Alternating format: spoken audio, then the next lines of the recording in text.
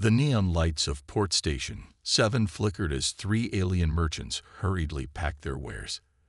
They had heard the whispers. Jack Stone was coming. Even in this busy trading hub at the edge of known space, his name made people nervous. "He's just a human," muttered Kex, his blue scales shimmering under the artificial lights as he quickly locked up his rare goods. "How dangerous can he be?" The older merchant next to him, Reed, laughed without humor. His 4 eyes blinked in sequence as he spoke. "You must be new to this sector. I've seen what happens to those who underestimate him. Remember the Blue Ring Gang? 12 of the most dangerous pirates in the sector." Kex's antenna twitched with interest. "What about them?" "Stone brought them all in. Alone." Reed shivered despite the station's warm air. "They say he walked right into their base, through plasma fire and security bots, like he was taking an afternoon stroll. When the station security finally arrived, they found all 12 pirates tied up, some still shaking with fear. The massive station doors slid open with a hydraulic hiss. A tall figure walked in, wearing a long black coat that moved gently in the artificial breeze. The bustling crowd parted automatically, creating a path. Jack Stone didn't hurry, didn't make any threatening moves. He didn't have to. His boots made soft sounds against the metal floor as he walked. His face, weathered by years in space, but still clearly human, remained neutral. A small scar ran down his left cheek, and his dark eyes scanned the crowd with practiced ease. The only weapons visible were a standard plasma pistol on his hip and a shock baton across his back. But everyone knew better than to think that was all he carried. 2 security robots approached him, their red sensors scanning his credentials. Stone simply stood still, waiting. The machines processed his ID and quickly moved aside. Even they seemed eager to stay out of his way. He made his way to the central bar, the Starfarer's Rest. As he entered, several patrons quietly finished their drinks and left. The bartender, an old human woman named May who'd seen too much to be scared easily, simply nodded at him. The usual Stone. He sat at the bar, his back to the wall, eyes on the door. "Just water today, May. I'm working." She raised an eyebrow, but didn't comment. In all the years he'd been stopping at her bar, she'd never seen him drink anything stronger than water when he was on a job. It was one of the many reasons he was so feared. He was always alert, always professional. "Heard about what you did in the Orion sector," she said, placing a glass of clear water before him. Taking down that smuggling ring couldn't have been easy. Stone took a small sip. "They were selling people, May. Doesn't matter how hard it is when it's something like that." A group of young aliens at a nearby table whispered among themselves, stealing glances at Stone. One of them, bolder than the rest, raised his communicator to take a picture. Stone didn't turn his head, but his voice carried clearly. "I'd prefer if you didn't." The alien nearly dropped his communicator in shock, quickly putting it away. May chuckled. "You're going to give these kids nightmares, Stone." "Better nightmares than false confidence," he replied quietly. "Space is dangerous enough without them thinking they're invincible." His communicator beeped softly. Stone checked the message and stood up, leaving a generous tip as always. "Thanks, May. Stay safe." As he walked out, May noticed something most people missed. The slight softness in his eyes when he thanked her, the careful way he moved to avoid frightening others unnecessarily. Yes, Jack Stone was feared across the stars, but May knew the truth. He wasn't a monster. He was something far more interesting, a human who chose to be feared because sometimes fear was the only thing that could prevent violence. The station doors closed behind him, and the regular buzz of conversation slowly returned. But everyone knew, somewhere out there, the hunter was on the move again, and someone's life was about to change forever. Station 9 hung like a bright star against the dark canvas of space. Unlike the rough trading ports Stone usually visited, this one sparkled with polished metal and clean lines. Rich merchants and corporate officials rushed about in expensive suits, while security drones patrolled with quiet efficiency. Stone sat in a private meeting room, looking at the hologram floating above the table. The image showed a female Asterian, tall and graceful like all her kind, with silvery skin that seemed to shimmer even in the recording. Her name was Lyra. A terrorist? Stone asked, his voice carrying a hint of doubt. The man across the table nodded quickly. He wore an expensive suit with the Meridian Corporation logo. Yes, Mr. Stone. She's attacked 3 of our research facilities. The bounty is 5 million credits. Stone watched the hologram as it showed Lyra running through a facility. Something caught his eye. She wasn't shooting at people, only at equipment. And she moved like someone trained in science, not combat. That's a lot of money for one terrorist, Stone said carefully. Must be important research she destroyed. The corporate man, who had introduced himself only as Smith, shifted in his chair. Very important.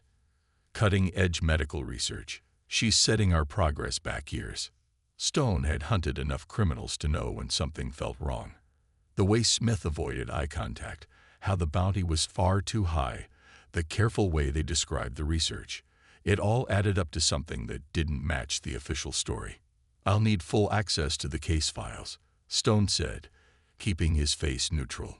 All security footage, all reports. That's classified corporate information, Smith protested. The bounty posting should be enough. I don't work blind. Stone cut him off, his voice carrying just enough edge to make Smith lean back slightly. Full access, or find another hunter. After a tense moment, Smith nodded. Fine, you'll have it within the hour. But remember, Mr. Stone, we need her alive. She has information we need. Back on his ship, the Starkiller, Stone reviewed the files. His ship's AI, Max, helped analyze the data. Boss, I'm finding inconsistencies, Max reported. The attack timestamps don't match the facility logs. And look at this. She accessed medical databases before each attack, not weapon systems. Stone leaned back in his pilot's chair, watching the stars through the viewport. What kind of medical research was Meridian doing at those facilities, Max? That's the strange part. Those files are locked behind security I can't crack. For a public medical research project, that's unusual. Stone thought about all the times he'd been hired by corporations to catch dangerous criminals who turned out to be whistleblowers or activists, but he'd also seen enough real terrorists to know the damage they could do. Plot a course to her last known location, he ordered. But first, send a quiet message to May of the Starfarer's Rest. Tell her to keep her ears open for any news about Meridian's medical research. As the Starculler's engines hummed to life, Stone studied Lyra's image again. Most terrorists he'd hunted had anger in their eyes, or fear, or fanaticism. Lyra's eyes showed something different, determination mixed with sadness. Max, set up a secure channel to my old contact in the Galactic Health Organization. I want to know if they've heard anything about Meridian's research. Planning to actually catch her, boss? Max asked. Stone watched as his ship entered hyperspace, stars stretching into bright lines around them. I plan to find the truth. Then we'll see who really deserves to be caught. The hunt was on, but for the first time in years, Stone wasn't sure who was really the hunter and who was the prey. 3 weeks of tracking Lyra had led Stone to an abandoned research station orbiting a dead moon. The Starculler's engines powered down as they approached, running silent. Life signs? Stone asked, checking his gear. Max's voice came through his earpiece. Just one. She's in the main lab. But boss, you should know. She's been accessing the station's old medical databases for the past 6 hours. Stone nodded, securing his helmet. Keep the ship ready. Something tells me we might need a quick exit. He entered through a maintenance airlock, his magnetic boots keeping him steady in the low gravity. Emergency lights cast long shadows through the empty corridors. His helmet's display showed oxygen levels were low but breathable. As he approached the lab, he heard voices, recordings playing on multiple screens. Medical lectures, research presentations, all focused on viral containment and cure development. Then he heard coughing. Harsh, painful coughing. Stone moved quietly to the lab entrance. Through the dusty window, he saw Lyra hunched over a workstation. Her silver skin had a sickly gray tinge, and her hands shook as she worked with medical equipment. "You're dying," Stone said, stepping into the lab with his weapon lowered. Lyra spun around, knocking over vials in her haste. Her eyes widened with recognition. The hunter. Her voice was rough from coughing. "I wondered when you'd find me." "You're not running," Stone observed, keeping his distance. "No point." She gestured to the screens around her. "I have to finish this first. My people are dying faster than I can save them." Stone studied the data scrolling across the screens. "The virus. It's not natural, is it?" "Meridian." Lyra's voice filled with quiet anger. "They came to our world offering to help develop our medical technology. Instead, they used us as test subjects. When some of us started showing symptoms, they said it was a natural outbreak." She coughed again, harder this time. "That's why you attacked their facilities," Stone said. "You were looking for the cure, or at least the original virus samples, something I could use to develop a treatment." She looked at him with tired eyes. "You're here to take me in."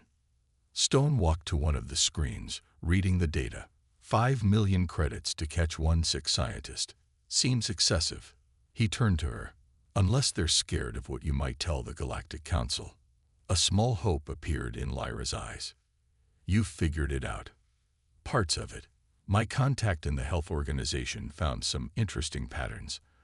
Unexplained outbreaks on worlds where Meridian set up research facilities, all covered up with large donations and corporate treaties. They're using us," Lyra said, her voice breaking. "Multiple species, multiple worlds, testing how different biological structures react to their engineered viruses, preparing for something bigger." Another coughing fit hit her, worse than before. Stone made his decision. He activated his comm. "Max, download everything from the station's databases, and contact May. Tell her to release what she found about Meridian to every news outlet she knows." Lyra stared at him. "You're helping me?" "I hunt criminals," Stone said, offering her a steady hand as she struggled to stand. "Real ones, not people trying to save their world." He looked at the medical equipment around them. "Can you transfer your research?" She nodded weakly. "Yes, but..." She glanced at the door. "Others will come. Meridian has more hunters." Stone's lips curved in a slight smile. "Let them come. I spent years building a reputation that makes people run away scared." He helped her gather her samples. "About time I used that fear to protect someone instead." Through the station's windows, distant stars twinkled. Somewhere out there, a corporation's dark secrets were about to come to light, and the galaxy's most feared hunter had just become its most unexpected protector. The Starkeller's medical bay wasn't fancy, but it was enough for Lyra to continue her work while they traveled. Stone watched as she analyzed samples, her hands still shaking, but her eyes focused with determination. "Max, show me what you found," Stone commanded, standing at the ship's main console. Holographic screens appeared around him, filled with data. Max's voice was grim. "It's worse than we thought, boss. Meridian has testing sites on 17 different worlds. They're calling it Project Evolution." Lyra looked up from her work. "Evolution? They're not just testing weapons," Stone said, reading through the files. "They're trying to find ways to control how different species evolve. Your people were just one experiment." A message alert flashed on the screen. It was from May of the Starfarer's Rest. Stone opened it immediately. May's face appeared, looking worried. "Stone, you've kicked a hornet's nest. Meridian's people are everywhere, asking questions. They're offering rewards for information about you. Big rewards." "Did you release the files?" She nodded. "To every contact I have." "But Stone..." She leaned closer to the camera. "They're sending their best after you. Not just bounty hunters, corporate strike teams." "Let them come," Stone said firmly. "Keep yourself safe. May, We'll handle the rest." After the message ended, Lyra spoke quietly. "You've given up everything to help me. Your reputation, your safety." Stone turned to her. "My reputation was a tool, nothing more." He walked to the medical bay, looking at her research. "How close are you to finding a cure?" "Close," she said, showing him some test results. "But I need better equipment, the kind they have at major medical centers." Max interrupted them. "Boss, 3 ships just dropped out of hyperspace. Meridian markings." Stone moved quickly to the pilot's seat. "Time to see if my reputation is still worth something." "Max, open a channel to those ships." The comm crackled to life. A gruff voice spoke. "Stone, hand over the Asterion, and we'll let you walk away. Meridian is willing to double your original bounty." Stone's voice was cold when he replied, "Tell your corporate masters something from me. I spent 10 years making people afraid of me, making them think I'm a monster." His hands moved across the controls, powering up weapons. They wanted a monster. Now they get to see what that really means. The Starcolor's engines roared to life. Stone's ship might not have been the biggest or newest, but he had modified it for years. It could outfight ships 3 times its size. "Last warning, Stone," the Meridian commander said. "Don't throw everything away for one alien." "I'm not throwing anything away," Stone replied. "I'm finally using it for something that matters." He turned to Lyra. "Hold on." What followed was a dance of ships among the stars. The Meridian vessels were newer, faster, better armed. But they hadn't spent years running down the galaxy's worst criminals. They hadn't learned to fight dirty. Stone used every trick he knew. He flew through debris fields that shredded pursuing ships' sensors. He used old mining sites as cover, leading his hunters into traps. One by one, the Meridian ships withdrew, damaged but alive. When it was over, Lyra stared at him with new understanding. "You didn't destroy them. You could have, but you didn't." Stone checked their course, setting coordinates for the nearest major medical facility. Fear works better when they're alive to spread it. He looked at her. "And we want them to tell everyone what happened. How the scariest human in the galaxy chose to protect instead of hunt." As they jumped to hyperspace, Max displayed more incoming messages. News was spreading. The truth about Meridian was getting out, and the legend of Jack Stone was changing into something new, something that made the corrupt afraid and gave hope to those who needed protection. The hunter had become a guardian, and the galaxy would never be the same. The medical center on Europa Station was one of the best in the galaxy. It was also one of the most secure, with layers of security that would stop most people from even getting close. But Stone wasn't most people. "Your reputation opens doors," Lyra said as they walked through the main entrance. No one stopped them. The security guards just stepped aside, trying not to make eye contact. "Or makes people too scared to close them," Stone replied quietly. "Max, how's our cover holding?" The AI's voice came through their hidden earpieces. "The fake research credentials are working." "But boss, Meridian's already got people on the station. They're being quiet about it, but they're here." They reached the advanced research lab, where rows of sophisticated medical equipment waited. Lyra's hands were steady now, thanks to some treatment on the Starkiller, but time was still running out.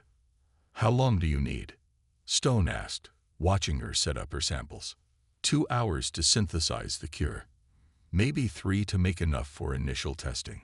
She looked at him with worried eyes. "The files we stole show that my people have less than a week before the virus reaches its final stage." Stone nodded, checking his weapons discreetly. "You've got 4 hours. I'll make sure no one interrupts." As Lyra worked, Stone paced the lab's perimeter.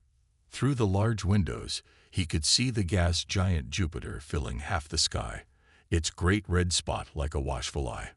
"Boss," Max's voice was urgent. 3 Meridian strike teams just docked. They're not trying to hide anymore. And there's something else.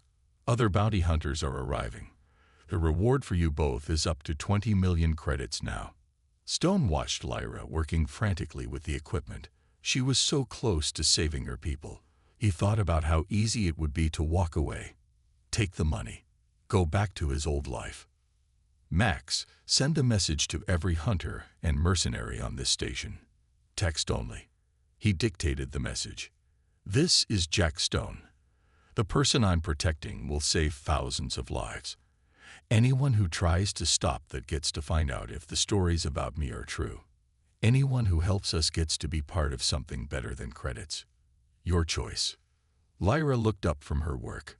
Will it work? Fear or money? Stone said, checking the security feeds Max had hacked.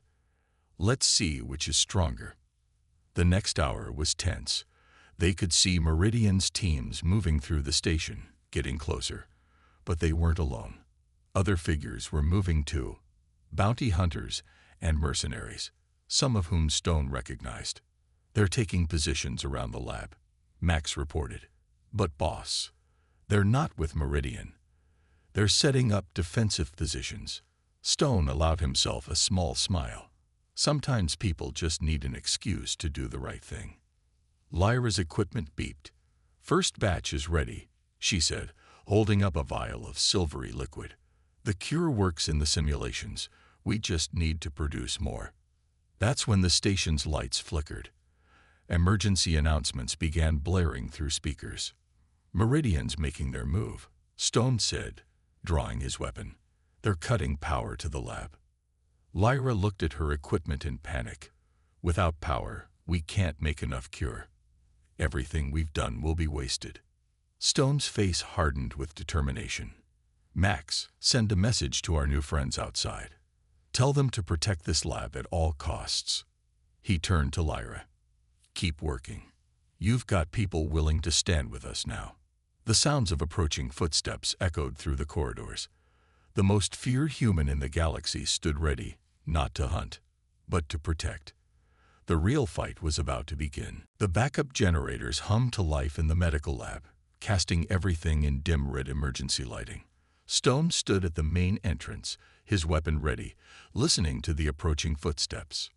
Max status, he whispered. 8 hunters are holding the outer perimeter, the AI reported. 3 more covering the maintenance tunnels. Meridian forces are splitting into 3 groups to surround us. Lyra worked frantically with her equipment. 1 hour. I just need 1 more hour to finish producing enough cure. The first explosion rocked the station. Through the lab's windows, Stone could see flashes of weapons fire in the corridors beyond. The hunters he'd recruited were holding their ground, keeping Meridian's forces back. They're in the ventilation system, Max warned. 3 signatures moving above us. Stone looked up at the ceiling panels. Not for long. He pulled out a small device and pressed a button. Soft pops echoed through the vents, followed by coughing and retreating footsteps. Smoke charges. Non-lethal, but effective. A voice boomed through the station speakers. Stone, this is Commander Vale of Meridian Special Operations. You're interfering with corporate property. Surrender now, or we'll be forced to take extreme measures. Stone's reply was calm, but carried through every corridor. Your property is a virus that's killing innocent people. Every hunter and mercenary here knows the truth now. How many more will know if you start a firefight in a civilian medical station? The commander's response was a barrage of plasma fire that lit up the corridor outside. Stone ducked behind a reinforced desk as shots pierced the lab's outer windows. Max, seal the emergency barriers, Stone ordered. Metal shutters began sliding down over the damaged windows. But before they closed fully, Stone saw something that made him smile. Other ships were docking at the station. Independent vessels, mercenary cruisers, even a few planetary defense forces drawn by the commotion. News is spreading fast, boss, Max reported. Local authorities are demanding Meridian explain their presence. Corporate ships are starting to pull back.